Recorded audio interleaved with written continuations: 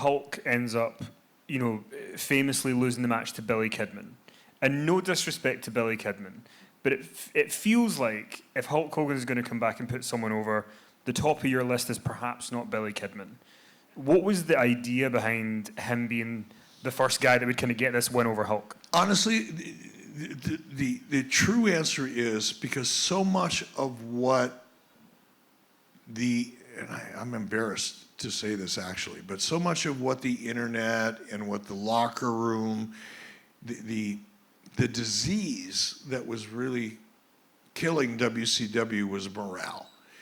And a lot of the locker room, the roster, and then the Dave Meltzers of the world said, oh, no, it's these old guys keeping the young guys down.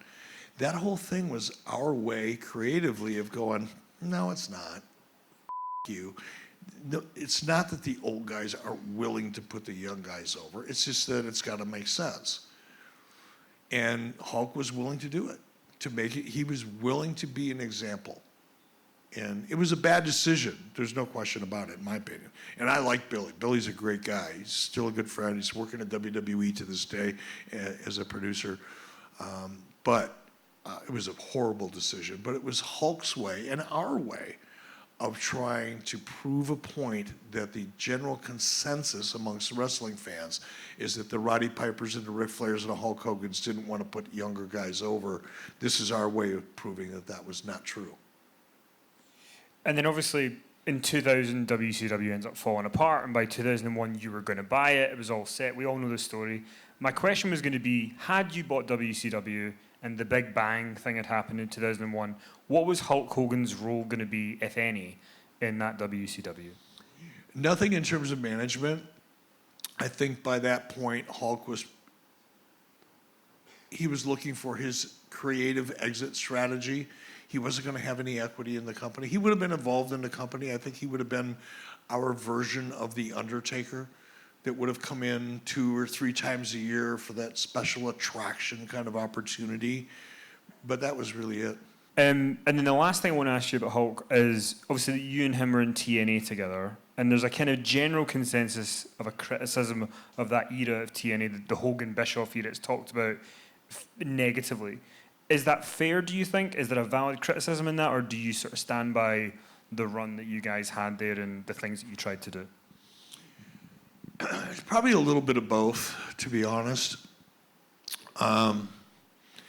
I think a lot of that criticism comes from the fact that people actually believed that Hulk Hogan and Eric Bischoff were running TNA.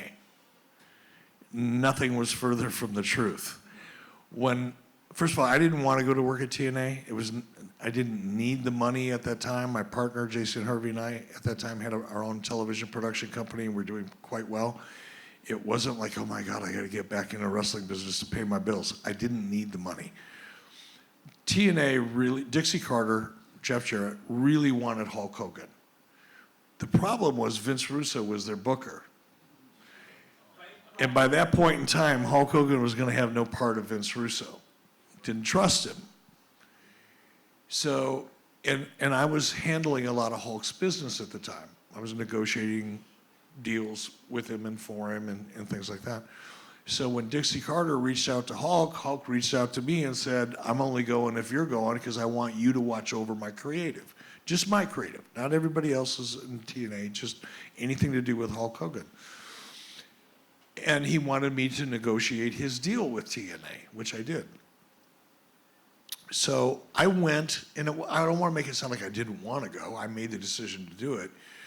But I also made it clear in my contract with TNA that I was, number one, I'm not an employee.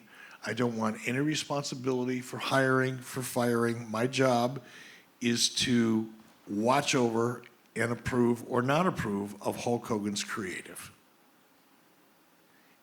Actually, I was like Jimmy Hart, only I did. So I was kind of forced into TNA. Hulk wasn't going to go unless I was there to oversee. I ended up working there. But the truth is, there was not one management decision that either Hulk or I made. To be honest and fair, I especially, because it's my nature, I had a voice. I had some influence, but did not make one business decision in TNA. I thought we could play a fun game, okay? I hope so. So- This has been kind of brutal. Sometimes people say that Hulk embellishes things. So I want to play a game of Hogan, fact or fiction.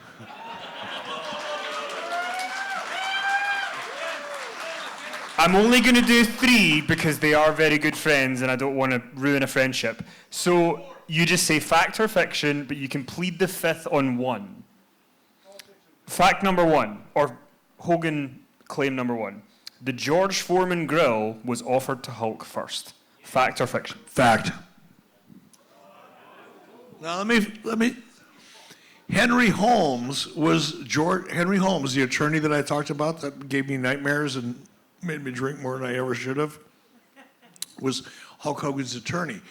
Henry Holmes was also George Foreman's attorney. I have had this conversation with Henry Holmes. That's a fact. We'll see if that keeps coming. Number 2, as written in Hulk Hogan's autobiography, he rewrote the scripts for Mr. Nanny and Santa with Muscles, but didn't get a credit for the writing. I have to plead the 5th because I wouldn't know the answer one way or the other. I wasn't involved in any of it. Okay, last one. Hulk said in his autobiography that he was almost the bass player for Metallica.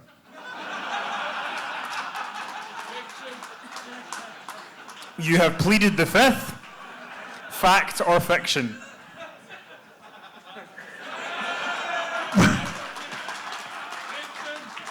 I gotta go with fiction on that one. Sorry, Hulkster. Come on.